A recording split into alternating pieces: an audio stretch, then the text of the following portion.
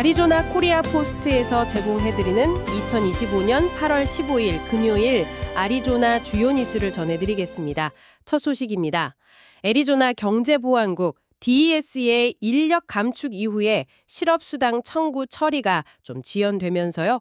일부 주민들이 어려움을 겪고 있다는 소식입니다. 네, 지난 7월이었죠. 애리조나 경제보안국 DES가 연방 예산 삭감 때문에 약 400명의 직원을 줄였습니다. 그 여파로 보이는데요.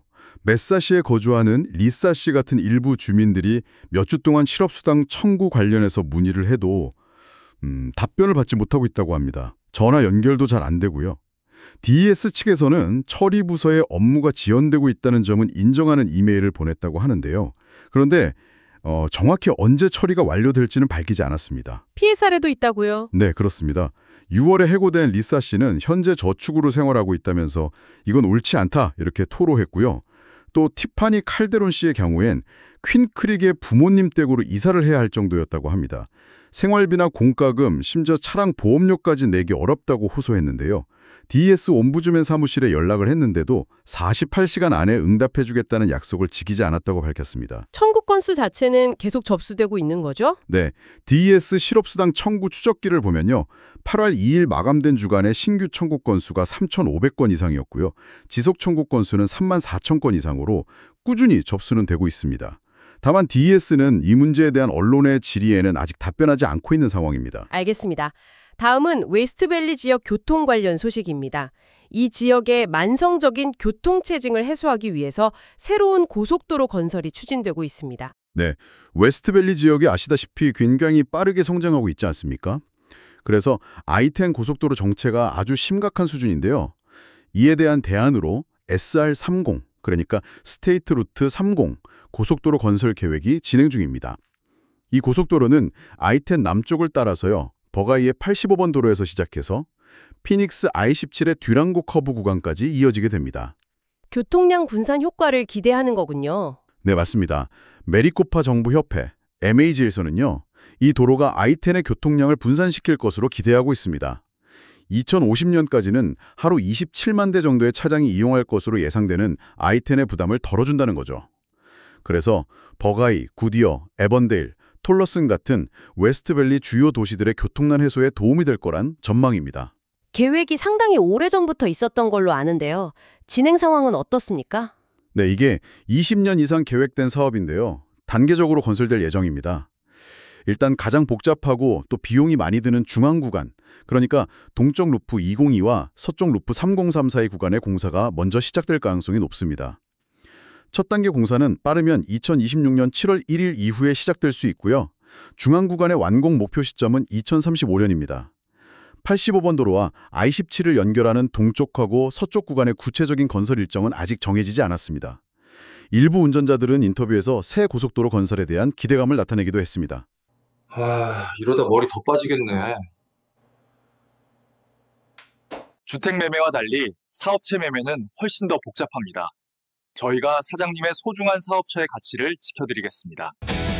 얼마에 팔아야 할까? 얼마에 살 수 있을까?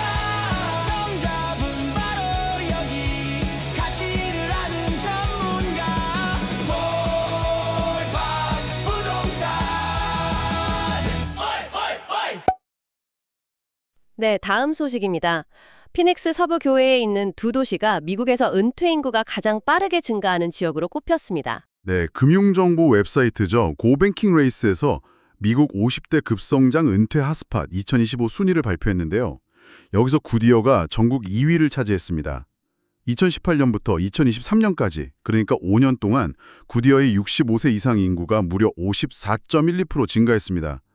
이건 1위를 차지한 플로리다 리스버그의 54.77% 증가율과 거의 비슷한 수준입니다. 피오리아도 순위에 올랐죠? 네, 그렇습니다. 피오리아는 같은 기간 65세 이상 인구가 42.31% 늘어나면서 전국 4위에 올랐습니다. 참고로 3위는 플로리다 에지워터였습니다. 이번에는 구디어 지역의 한 학교 관련 소식 알아보겠습니다. 고등학생이 학교 화장실에서 총기 사진을 찍어서 소셜미디어에 올린 혐의로 체포되는 사건이 있었습니다. 네, 구디어에 있는 에스트렐라 푸틸즈 고등학교에서 발생한 일입니다. 한 학생이 목요일 방과 후에 학교 화장실에서 건촌 사진을 찍어서 소셜미디어에 올린 것으로 파악됐습니다. 신고를 받고 출동한 경찰이 용의 학생 2명의 집을 방문했고요. 거기서 최소 일정의 총기를 압수했습니다. 그리고 이 중 한 명은 체포해서 구치소에 수감했고요. 다른 학생 한 명에 대해서도 혐의 적용 여부를 검토 중이라고 합니다. 학생들 신원은 공개되지 않았습니다. 학교 측 입장은 어떻습니까? 네, 킴벌리 하인즈 교장이 가정통신문을 보냈는데요. 제보해준 분들과 신속하게 대응한 경찰에 감사한다고 전했습니다. 그러면서 학생과 교직원의 안전이 최우선이고 모든 잠재적인 위협을 아주 심각하게 받아들일 것이라고 강조했습니다. 경찰은 예방 차원에서 당분간 학교 주변 순찰을 강화할 예정이라고 밝혔습니다. 안타까운 사건이네요.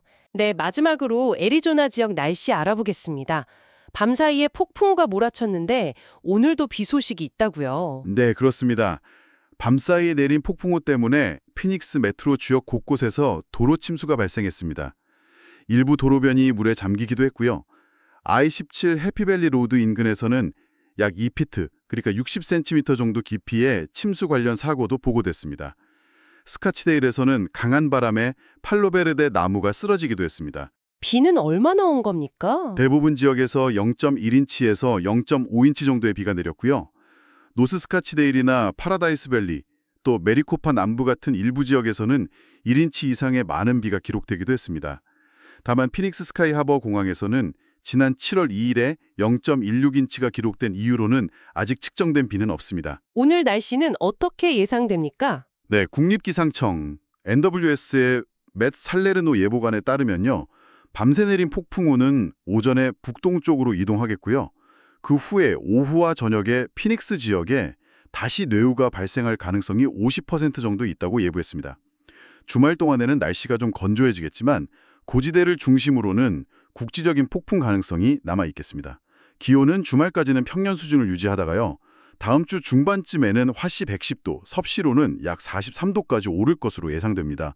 그리고 다음 주말쯤에는 다시 비가 내릴 가능성도 있겠습니다. 이상으로 2025년 8월 15일 금요일 아리조나 주요 뉴스를 마칩니다.